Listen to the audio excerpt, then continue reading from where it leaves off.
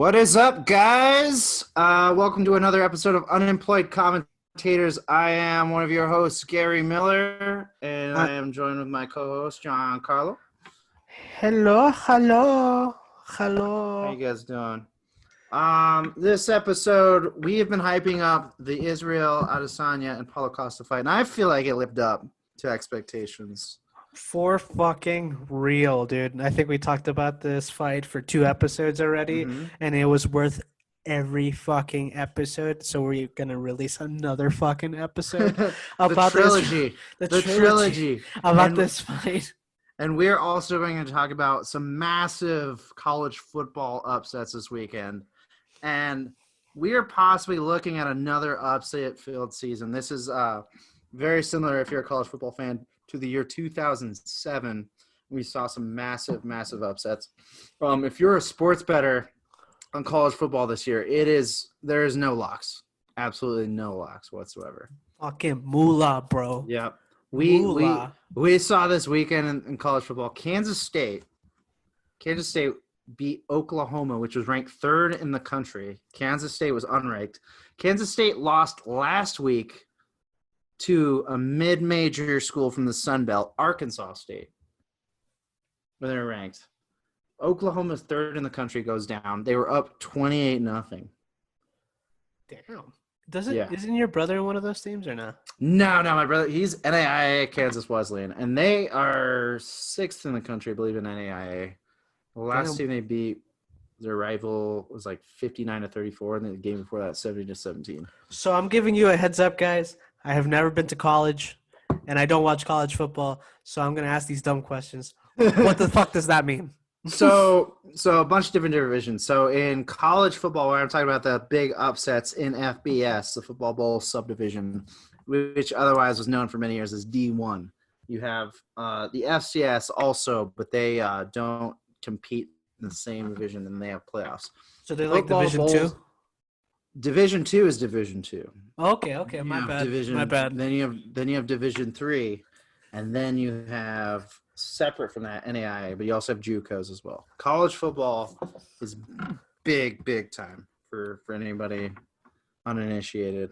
Damn. Is it good the same talent-wise as the NFL? Absolutely not. But there's so much chaos and so much passion in college. That's what makes it exciting. Yeah, it's exciting as hell. So a lot of upsets.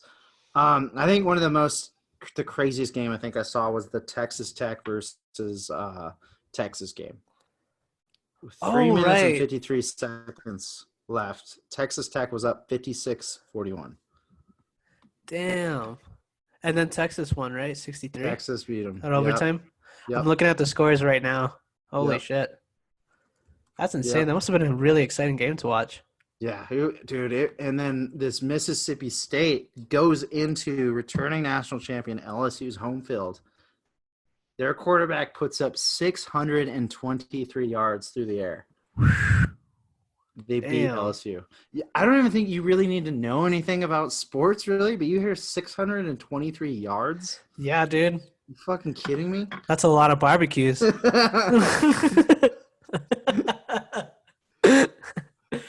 Perdóname, no hablo inglés. That's 1,869 feet. That's what that is. Bro. That's a lot of feet. Yep. Dude, that's so much feet. So much. That should be on OnlyFans. That's how many feet you did. Yeah. You on OnlyFans. That's 623 yards. Bro, that's like $5K a year through OnlyFans. Yep. Damn, bro, that's a nice side hustle. Right? And they beat LSU 44-34. God damn, bro. And then I saw that the Seminoles beat Miami. Right? No, Miami beat FSU. Yeah, Miami beat FSU. Damn, and they fucking beat, slaughtered them. Louisville last week. Damn, they slaughtered them. Jesus Christ. Yeah. And then what else? I see Tennessee won. And Virginia Tech was playing? Yep. Let me double check. 45 to 24. This is what gets so tough about college football too. There are so many fucking teams. Yeah, dude. There's it's so hard to catch up. It's even hard to get into it. As a starter. And a lot of people, they just pick a conference or just one team. Okay. I guess my team's the Army. The That Golden baby. Knights. That baby. Go Army. Go Army. Even though they lost to Cincinnati. Yeah, I don't think they've won a national title since the 40s. Damn, bro. Fuck it. I'm going for Miami. That baby. I'm not a loser, bro. I'm always gonna go for the winners. Oh man. Dude, yeah, betting. Oh man, college football betting right now. I mean, there's tough. Like even I think somebody last week against the Citadel. So Clemson, number one team in the country, open up as for the spread was 50.5 points for the spread. That would have made the money, right? So they're up at halftime, 49-0 against the Citadel. God damn. On the spread. Jesus. Game ends 49-0. Don't make the spread. Damn. Betting on college football this year, I honestly am like, don't do it.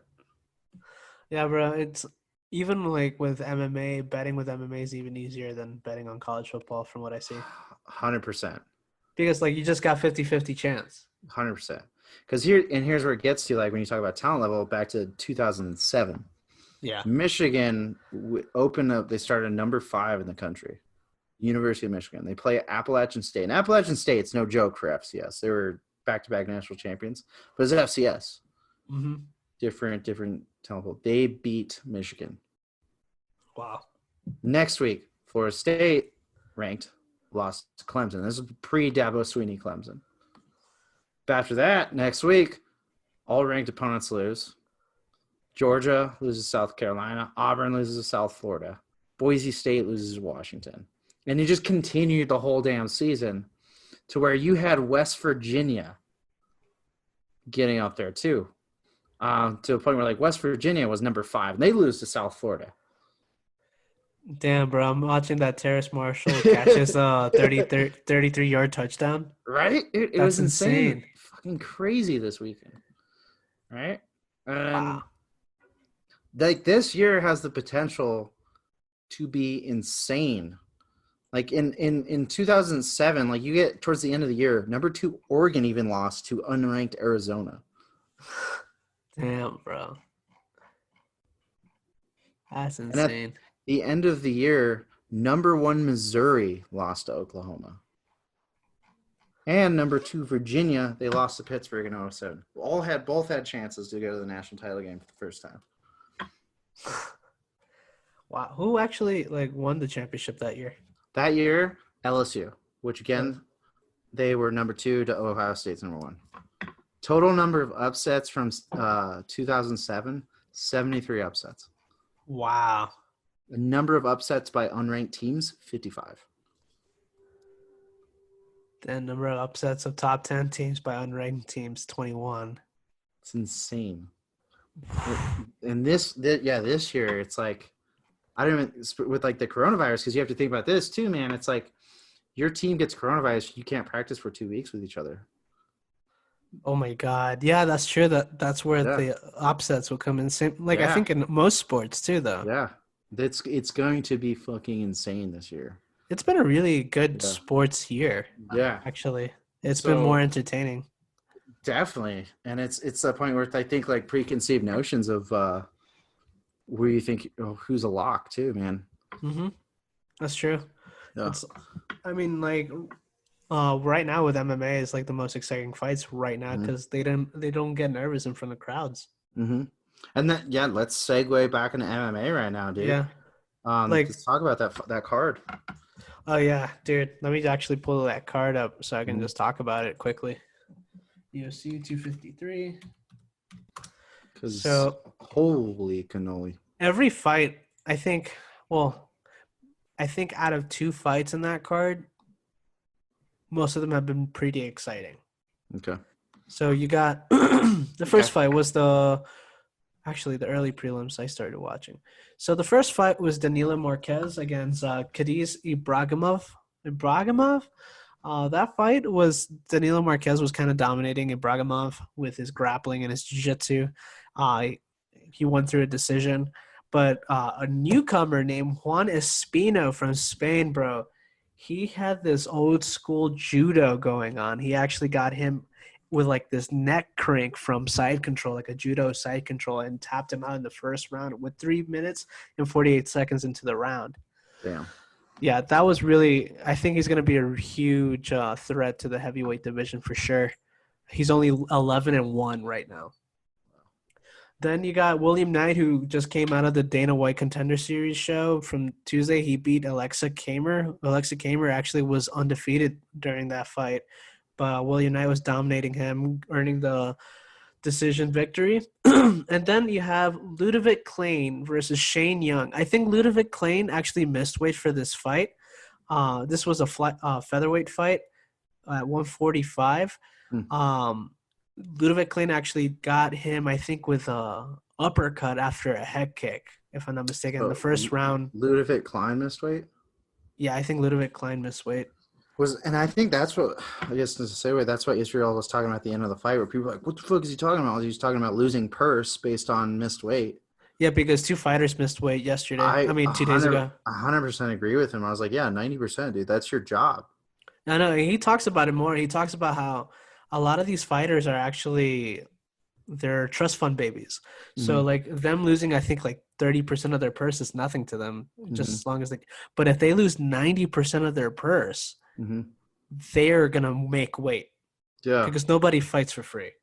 Yeah, that's what's fucking crazy to me. So at that point, I was just like, "Yep, I agree." Yeah, I have never missed weight. He does say this about like a lot of trust fund fighters, but the top tier dudes, like they came from some fucking dirt, dude. They do, but they're already they already made it, so they don't really care if they lose some of their purse, especially if they can win a fight without getting tired. Yeah, and like it's bullshit because I'm an average Joe and I never missed weight, and it's not my profession, you know. It's just that's dishonorable. But yeah, go on. Sorry. Yeah, sorry. No, you're good. Then you have Jake Matthews, who won against Diego Sanchez. Actually, I'm really surprised that Jake Matthews didn't finish that fight. He did dominate for the first 3, like for every round actually. Diego Sanchez, in my opinion, and he is one of my favorite fighters growing up for sure. And I have everything but respect. I joke around about it, but I have everything but respect for the fighter, and I hate seeing him take damage. I got a question for you. I think just watching that fight, because I think it's become a little bit of a joke. Yeah. To me, he didn't look like he was prepared. Are you talking about his physique? His physique. I mean, I gotta be honest with you. I was like, that's I mean, dude, it was like seeing Roy Nelson again in some ways. Yeah. No, yeah. So, okay. So, remember when Diego Sanchez won the Ultimate Fighter the first season, the original Ultimate Fighter? He was fighting at 185. You remember his physique at that time? Yeah. He nowhere near as close as he is now. Like, he is – you can tell he didn't have an actual training camp. That's what I'm kind of thinking. I mean, he just doesn't – it's stuff when you see so many, like, it's – I don't know. At least, like, to me – there were certain fighters the past couple of nights, like I think Cerrone too, where, I mean, I know you love fucking doing this, dude, but times as an athlete, somebody's got to have your fucking best interest and be like, hey, hang this shit up, dude. I know, same with Chuck Liddell. Yeah. The way Dana did it. And it's just, it's heartbreaking to see Diego keep doing this and seeing, like, where his mind is at, how he's being taken advantage of. He just got through a divorce and, like, I don't know his personal life, but from what I'm seeing, I see, like, someone's taking advantage of him. And, you know, they're in Albuquerque, so if they want to talk, I'll be more than welcome to have them be on the show for sure. I don't even think they're going to be listening to this. But that would say a lot if you're like, motherfucker, I heard this on Unemployed Commentators. Yeah.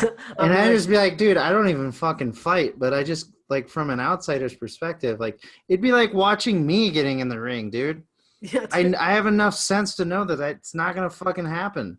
Bro, his physique make Ben Askren looks like a fucking bodybuilder, bro. I look like shit compared to a professional athlete right now, dude. I'm letting you all know. Like, I have no, like, preconceived, like, fucking illusions. I have no illusions of grandeur. And I think there's just some times where it's like, hey, I got a comment like, hey, are you really all in some ways?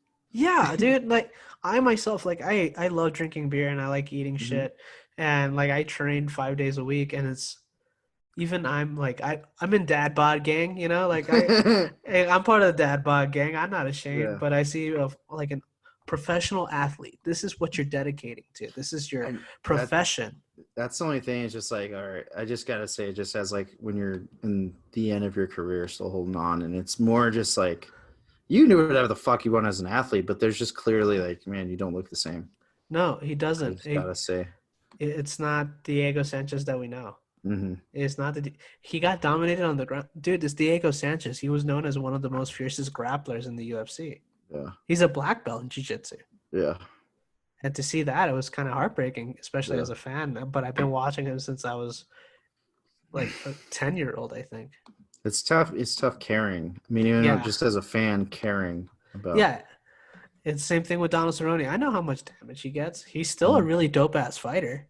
Dude, 100%. It's just there's Like, just fuck, dude. I think was he that was one no contest, but it was like five straight losses, right? yeah, he lost like 5 straight. He Hmm. lost to And they're fucking knockouts like Tony Ferguson, Gagey, and McGregor, three in a yeah, row, dude. And I that was was like, nasty.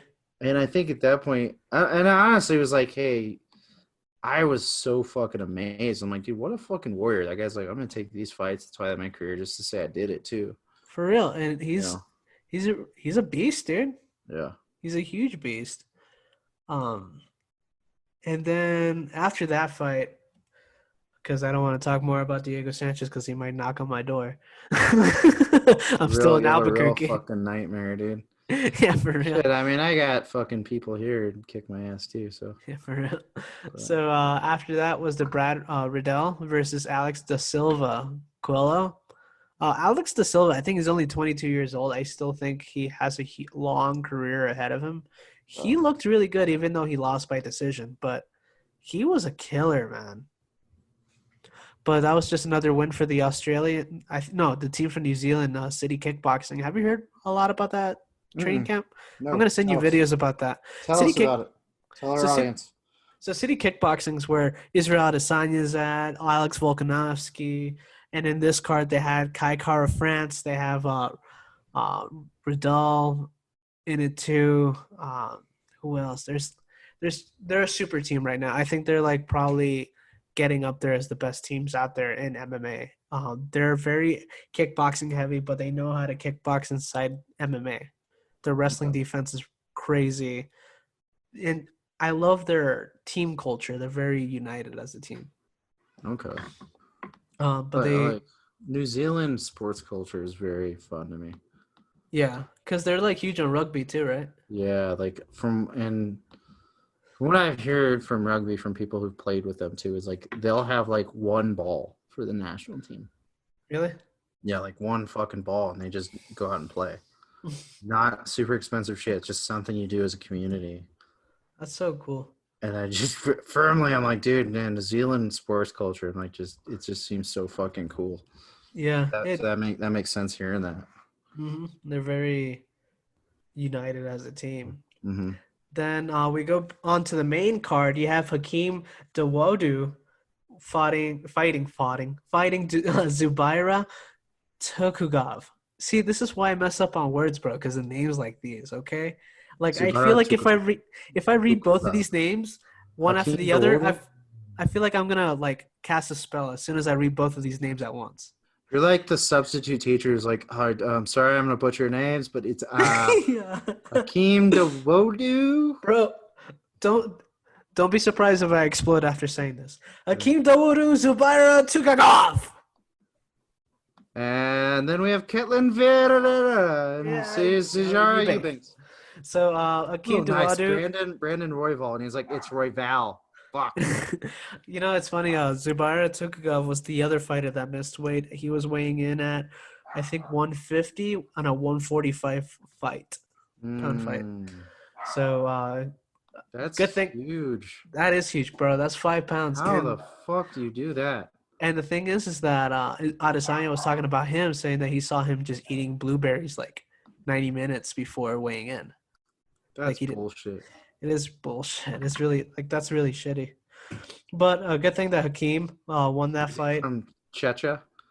Yeah, Chechen. Oh, dude, the fucking Chechen government's probably funding all that bullshit. bro. Khabib was in his corner. Really? Mm-hmm. Cocksuckers. Cocksucker. Are you saying that because Justin Gaethje's your boy? Yeah.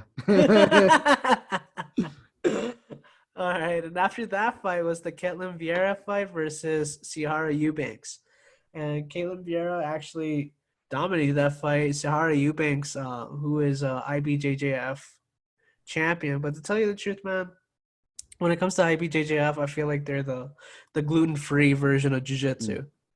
They You know, don't. what I love even more, the fact that he missed weight. What? He lost. Yeah, I love when people who miss weight lose because it's cheating. Yeah, I'm like, You're a piece of cheater. shit, dude.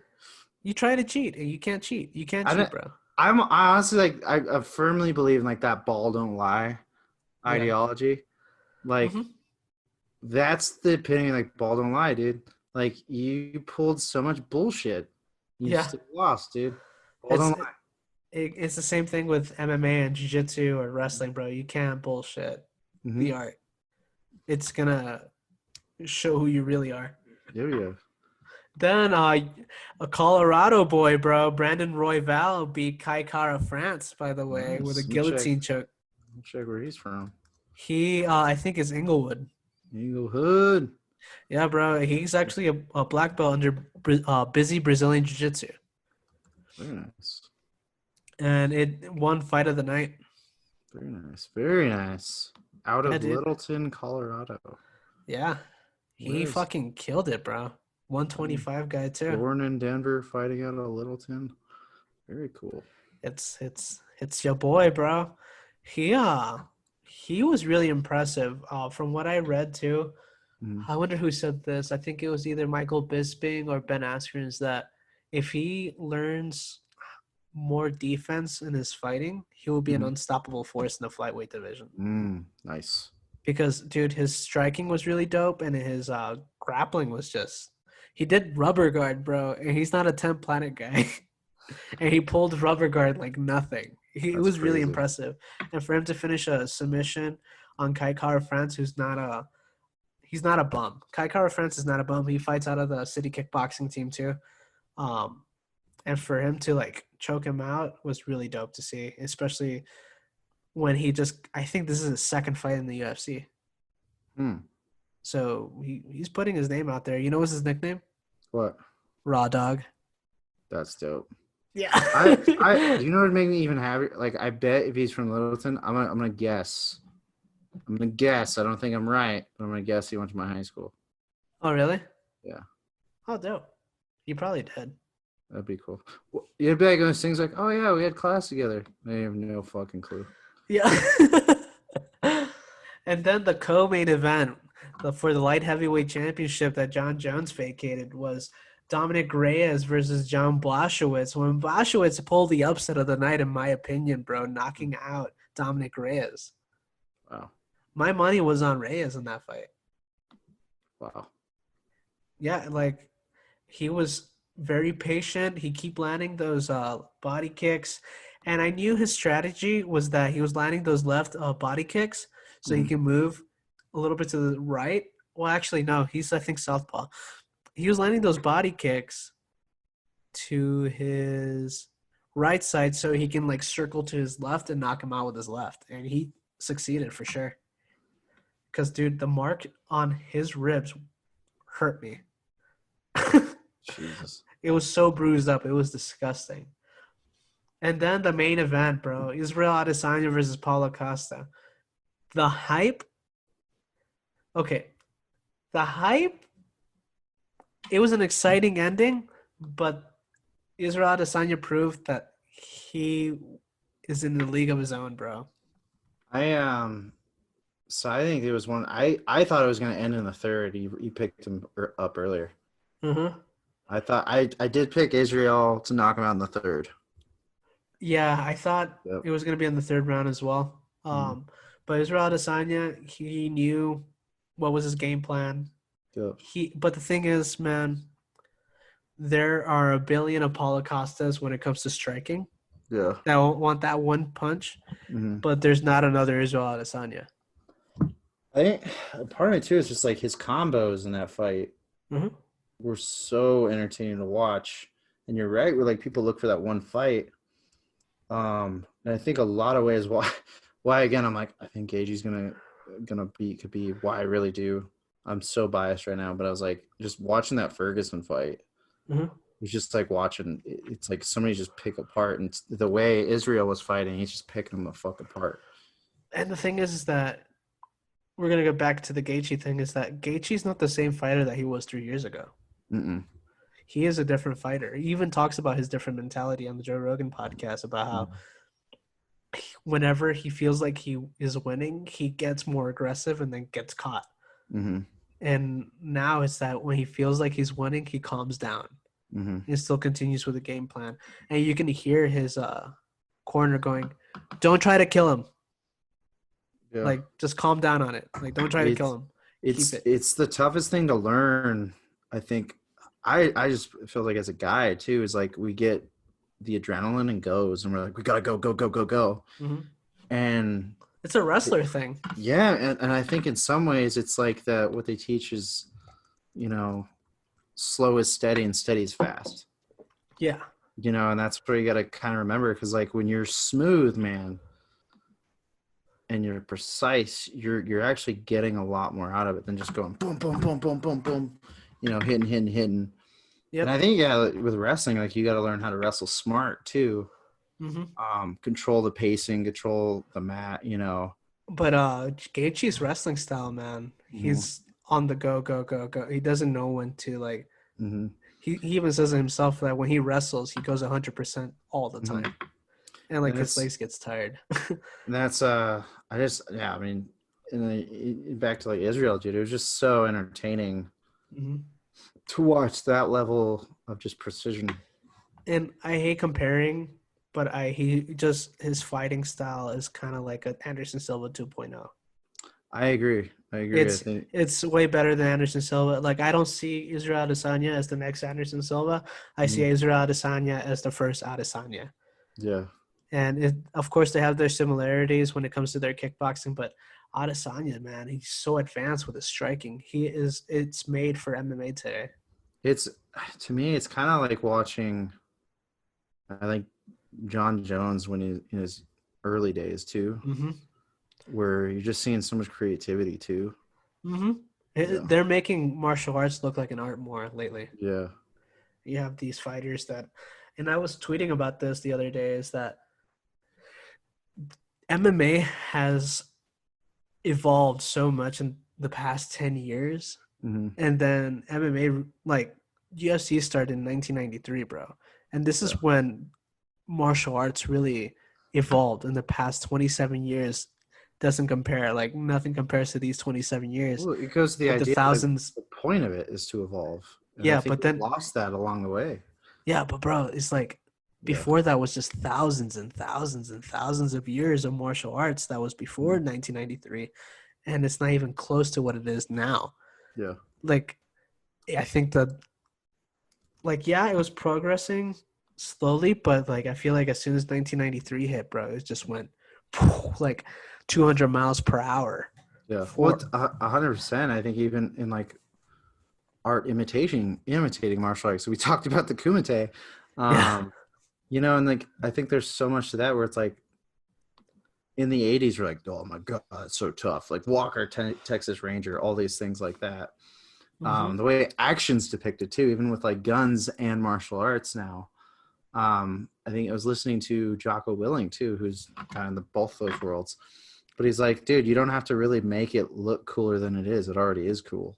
yeah, And they've tried to stylize it for years. And now, like MMA, in some ways, I mean, I don't think it's hurt professional wrestling horribly, but it's made you be like even more so. Where you're like, yeah, it's just theater in many ways too. for sure. And I think as soon as MMA got popular, that's when the WWE said, "No, we're not pro wrestling. We're sports entertainment for that Yeah, for that yeah, reason, because it's sports entertainment. It's basically, yeah, hey, this is an opera where it shows athleticism." yeah. And And I, I That's why I respect pro wrestling even more, because it's like Yeah, ballet, really. yeah, dude. Because Very athletic people. it takes training of 3 years before you can do your first match. Yeah, it's so much work. Yeah, it's so much work. It's so much work on athleticism, knowing your body type and how well it goes with a certain style of wrestling. And then now pro wrestling's become a hybrid. It's not like you go to the US.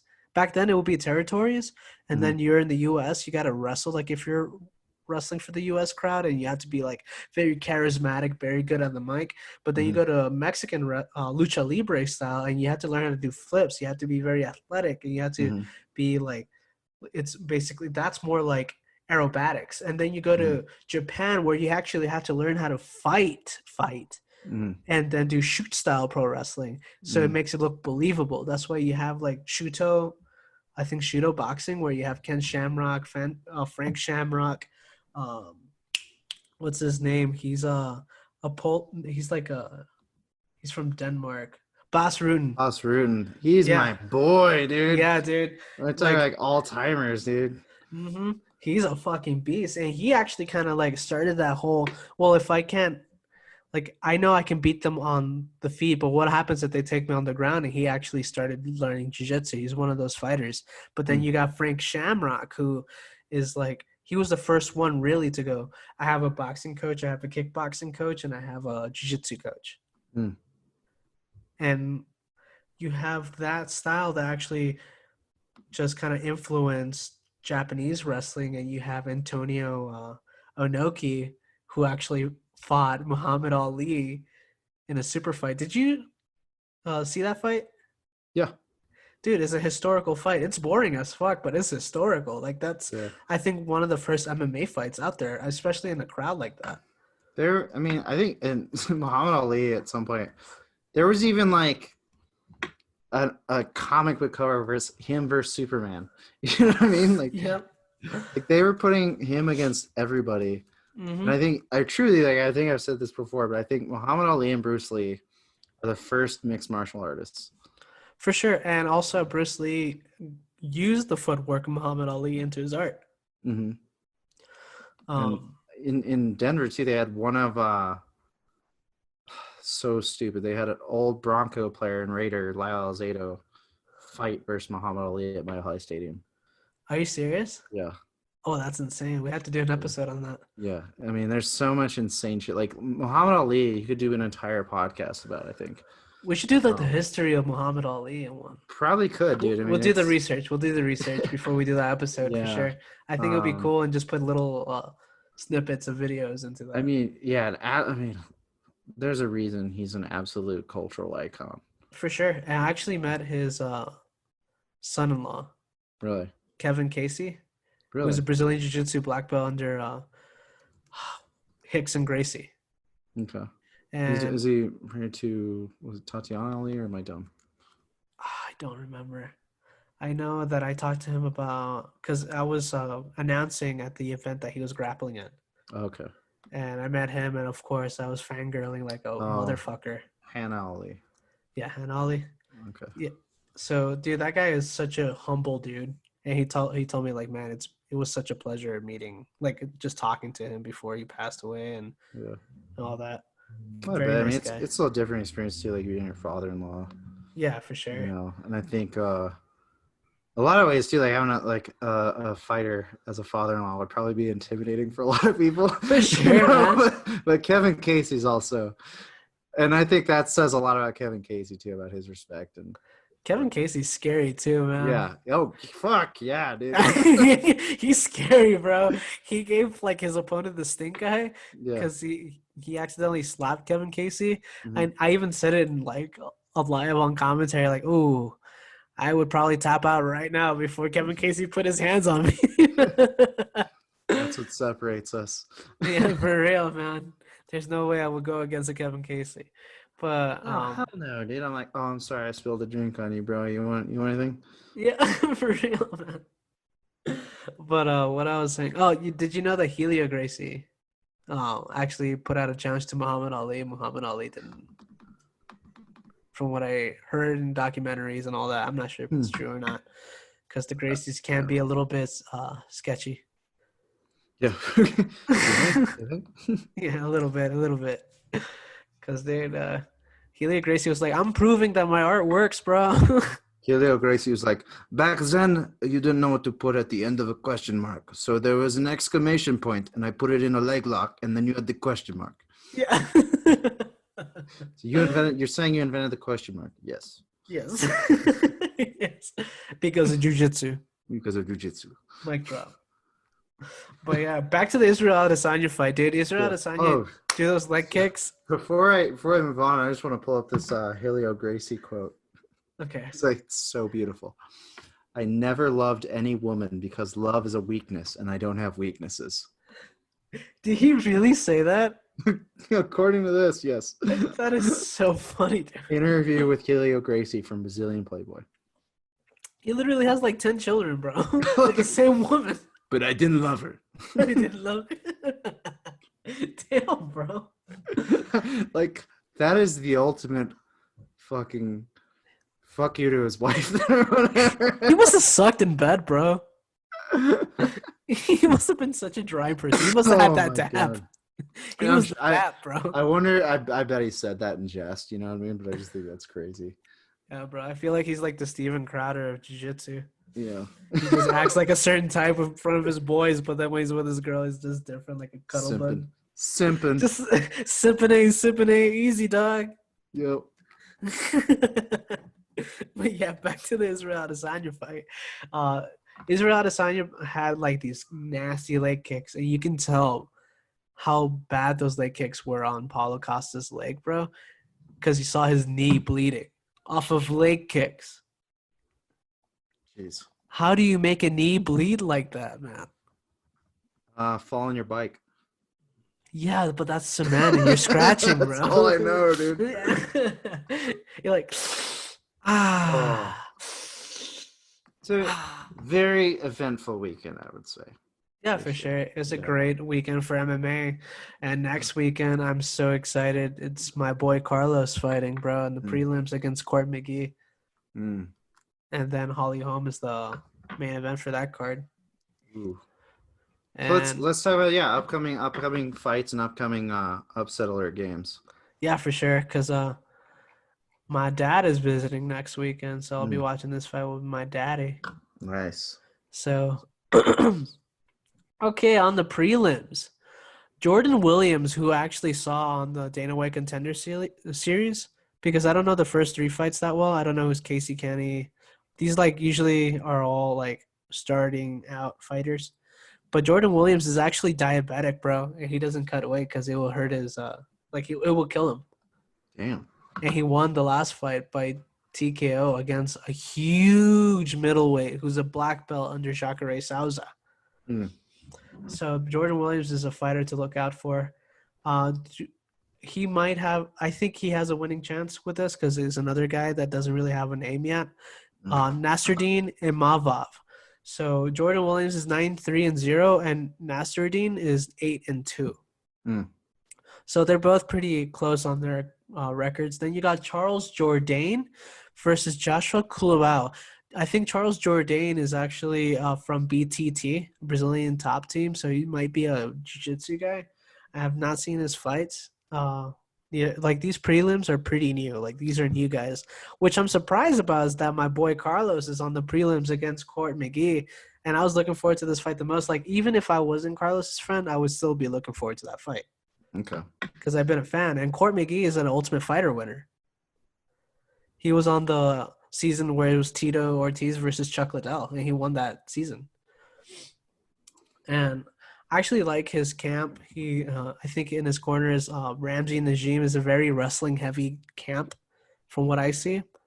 But then Carlos, I'm not going to get into his camp because, you know, I'm his boy and I don't want to say it publicly. But from what I see is that Carlos is, I think he's going to win it. Like if I wasn't biased, and I am biased too, I think he's going to win it. Well, fuck yeah, dude. Yeah, dude. Like I feel like he's going to stop his takedowns. He's going to keep it standing. And if he does take it to the ground, I think Carlos has more of a jiu-jitsu advantage than Court McGee. All right. All right. So let's shit. Yeah, bro. As far as college football goes, too, We have a couple of upset alerts, man. I think if I had to pick one coming up, dude, I think Louisville's gonna beat Pittsburgh Really? coming up. Yep.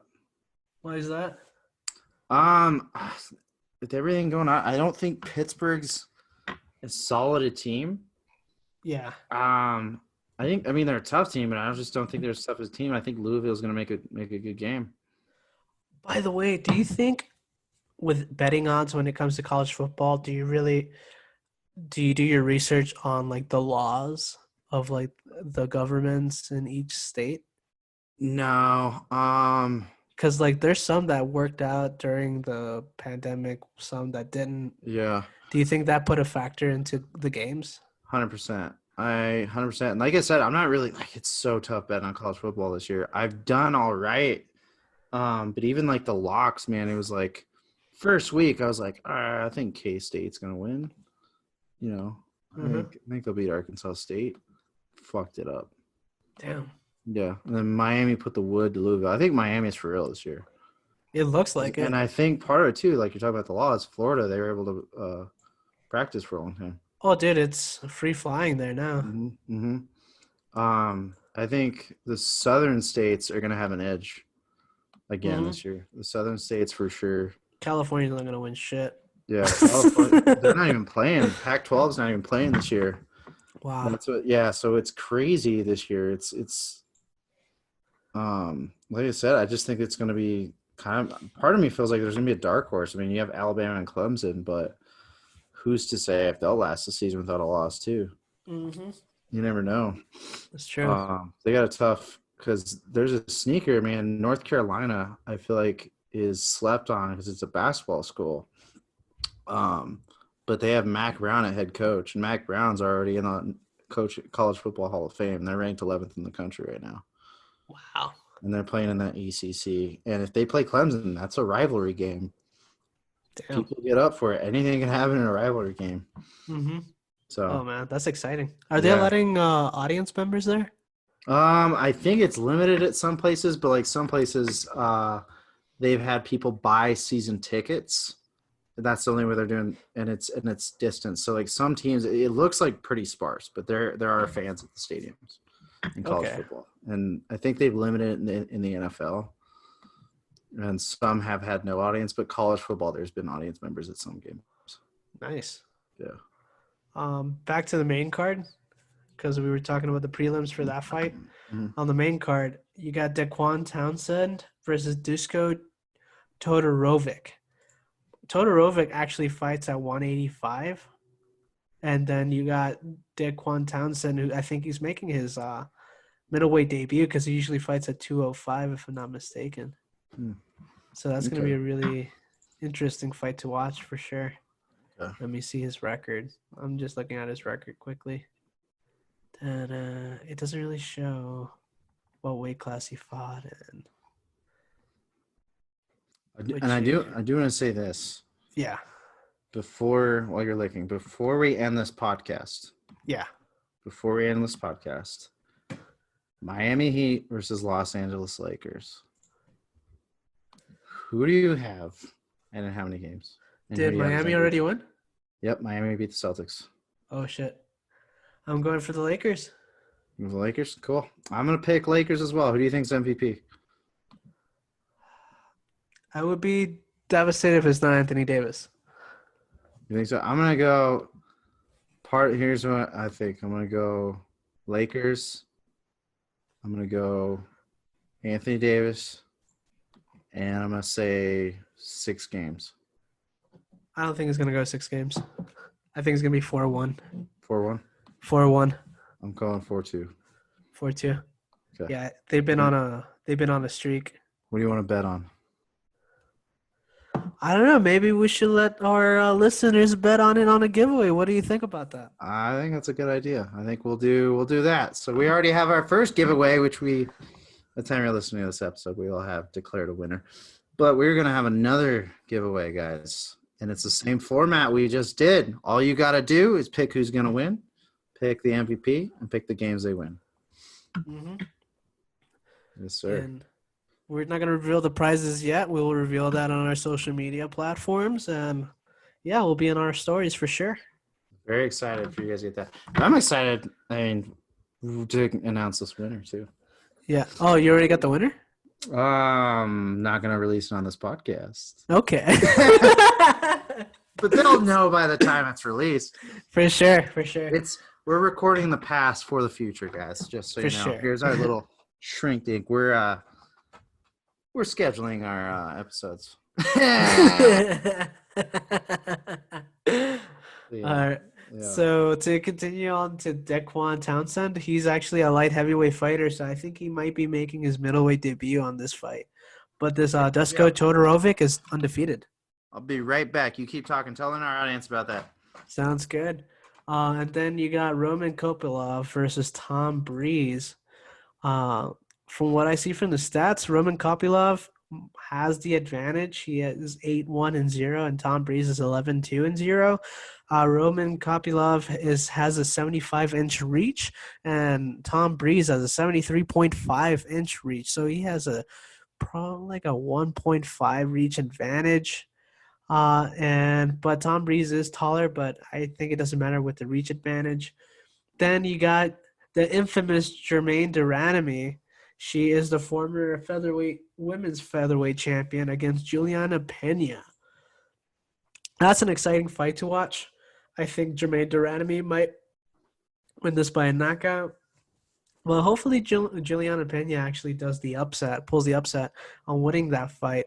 But Germaine de Randamie is just a scary woman.